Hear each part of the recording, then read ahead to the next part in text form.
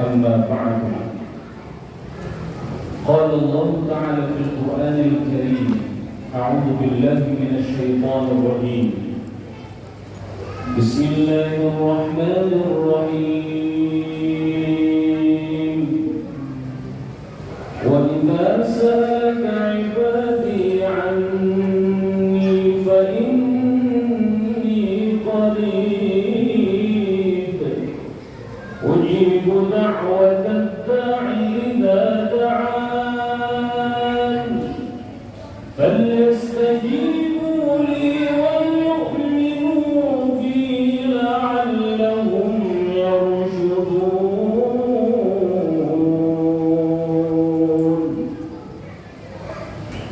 وقال النبي صلى الله عليه وسلم من صام رمضان إيمانا واحتسابا غفر له ما تقدم من ذنبه. صدق الله العظيم وصدق رسول الله الكريم ونحن على ذلك من الشاهدين والشاكرين والحمد لله رب العالمين. صائمين صائمات jemaah Masjid Al-Muhajirin Komplek BPI Pamulang yang dimuliakan Allah Subhanahu wa taala. Ramadan adalah bulan terkabulnya doa. Maka ini insyaallah yang akan kita kupas dalam waktu yang singkat ini. Ramadan terkabulnya seluruh doa-doa kita. Jamaah yang dimuliakan Allah Subhanahu wa taala. Ayat yang tadi saya baca itu masih urutan dari runutan ayat-ayat terkait dengan puasa. Ayat 183 Allah berfirman, ya ayyuhalladzina amanu kutiba alaikumus siyam kama kutiba alal ladzina min qablikum la'allakum tattaqun. Ayat ini turun ketika baginda Nabi Muhammad sallallahu alaihi wasallam setelah pasca hijrahnya, tepatnya di tahun kedua. Dulu umat Islam belum punya syariat secara khusus. Umat Rasulullah belum punya syariat puasa secara khusus. Puasanya masih mengikuti syariat-syariat umat terdahulu. Ketika Asyura misalnya, Nabi melihat, memperhatikan kok umat-umat terdahulu pada puasa, sehingga Nabi bertanya, kenapa engkau berpuasa? Kata mereka, inilah puasa dalam rangka menghormati Nabiullah Musa alaihi salatu wassalam dari kejaran Fir'aun. Oh, kata Nabi, Nabi Musa adalah nabiku, maka kami juga berhak untuk berpuasa. Maka umat Islam pun berpuasa seperti puasanya umat-umat terdahulu. Jamaah sekalian yang dimuliakan Allah, shaimin shaimat rahimakumullah. Tetapi dalam perjalanannya Rasulullah sallallahu alaihi wasallam dan umat Islam yang menjalankan puasa masih mengikuti syariat-syariat umat terdahulu. Tidak jarang juga mereka diolok-olok. Rasul belum punya syariat puasanya mengikuti syariat umatku, ikut-ikut kira-kira. Maka begitu turun Al-Quran ayat 183 surah Al-Baqarah, ya ayyuhalladzina amanu kutiba alaikumus siyam, wahai orang-orang yang beriman. Khitab di sini khitab litahrim sekaligus litaklim. Bagaimana panggilan Allah Subhanahu wa taala kepada orang-orang yang beriman, panggilan Allah itu penuh dengan kasih dan sayang.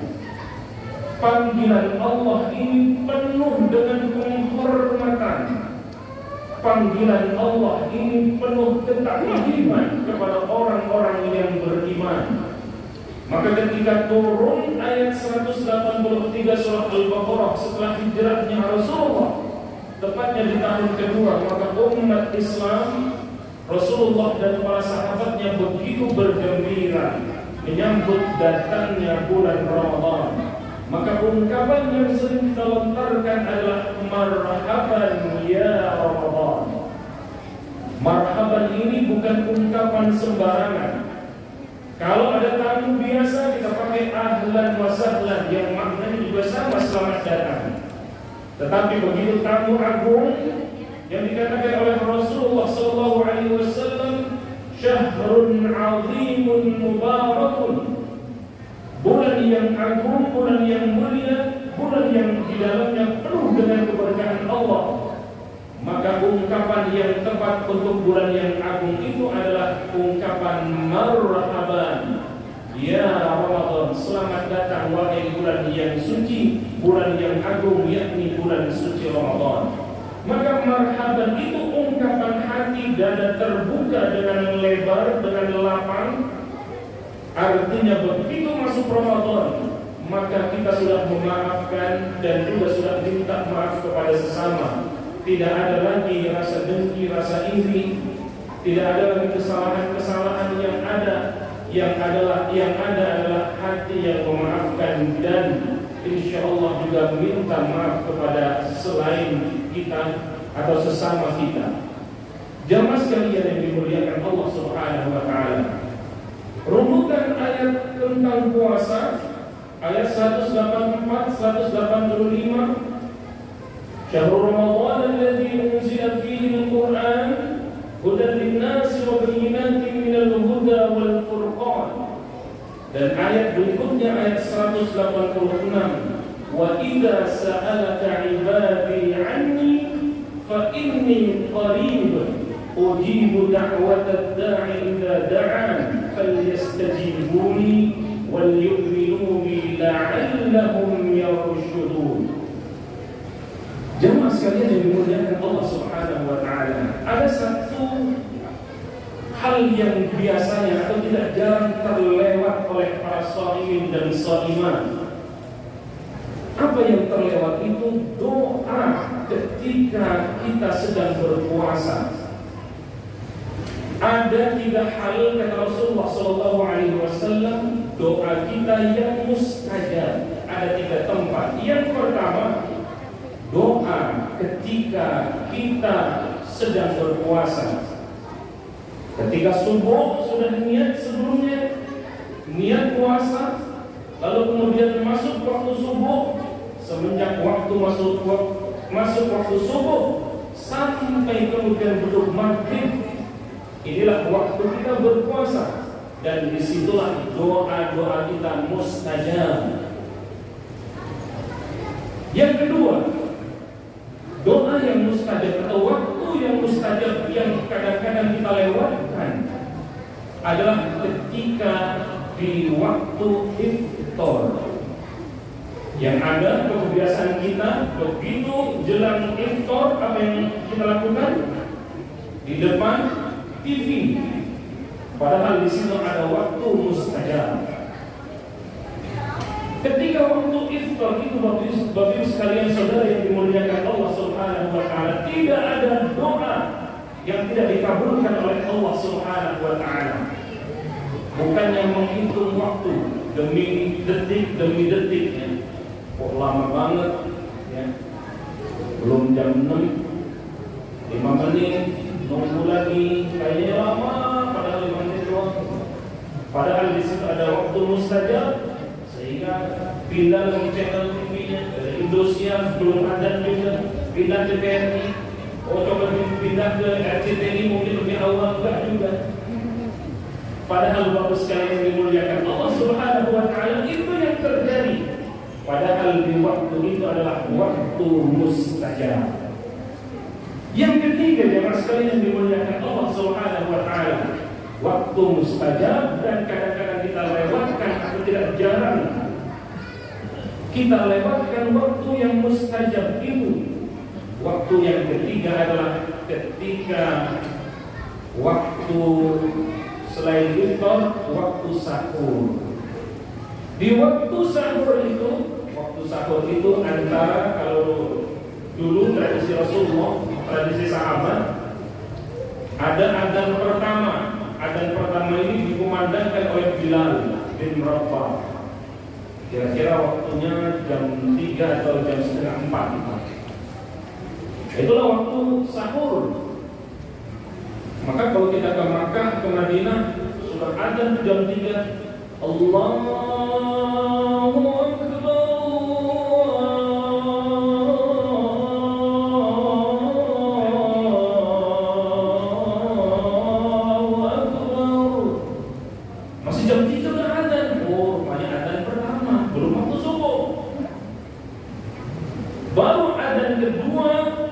Adzan kedua adalah adzannya Ummi Maktum. Antara adzan pertama dengan adzan kedua, di situ ada waktu sahur dan disitulah waktu mustajab. Masya Allah. Jangan sampai terlewatkan. Semua kita punya hajat sama Allah. Minta dimaafkan segala dosa-dosa kita. Maka Nabi mengajarkan kepada kita perbanyak doa. Allahumma afuun karim tuhibbul afwa fa'fu anna. Yang pertama. Yang kedua, minta ridho. Apapun yang kita kerjakan biar diberikan ridho oleh Allah Subhanahu wa taala. Allahumma inna nas'aluka ridhaka. Kalau Allah sudah ridho, apapun yang kita kerjakan, insya Allah jalannya lurus, jalannya tidak bengkok-bengkok, dimudahkan segala apapun yang kita kerjakan. Kalau Allah sudah ridho. Wal jannah, minta juga kita mohon kepada Allah surganya Allah. Allahumma inna nas'aluka ridhaka wal jannah wa na'udzu bika min sakhatika wan nar. Biar kita juga terbebas dari siksa api neraka. Jemaah sekalian yang dimuliakan Allah Subhanahu wa taala. Di hadis yang lain ada 3 doa yang doa ini tidak dikabulkan oleh Allah Subhanahu wa taala. La turaddu, tidak akan tertolak doanya. Yang pertama, imamun adil. Pemimpin yang adil, doanya diijabah oleh Allah Subhanahu wa taala. Yang kedua, orang yang berpuasa, orang yang sedang berpuasa sampai dia berbuka puasa, maka apapun yang dilantunkan, yang dilafalkan, doa apapun, maka perbanyak doa. Wa idza sa'alaka 'ibadi 'anni fa inni qarib.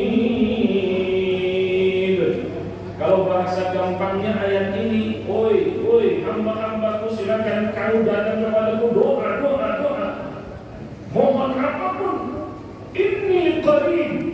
Jangan katakan aku ini jauh, aku ini dekat. Kata Allah, inni qarib. Ujibu da'watad da'i idza da'an. Silakan mohon apapun, ungkapkan apapun isi hati kita. Masya Allah, itu panggilan Allah, undangan Allah. Maka kata Allah, falyastajibuni wal yu'minu bi la'allahum yarshudun. Maka pasti aku akan kabulkan doa-doamu. Yang kedua, doanya orang yang berpuasa sampai dia berbuka. Dan yang ketiga, hati-hati. Yang ketiga, yang doanya tidak akan ditolak oleh Allah Subhanahu wa taala adalah doanya orang yang terzalimi.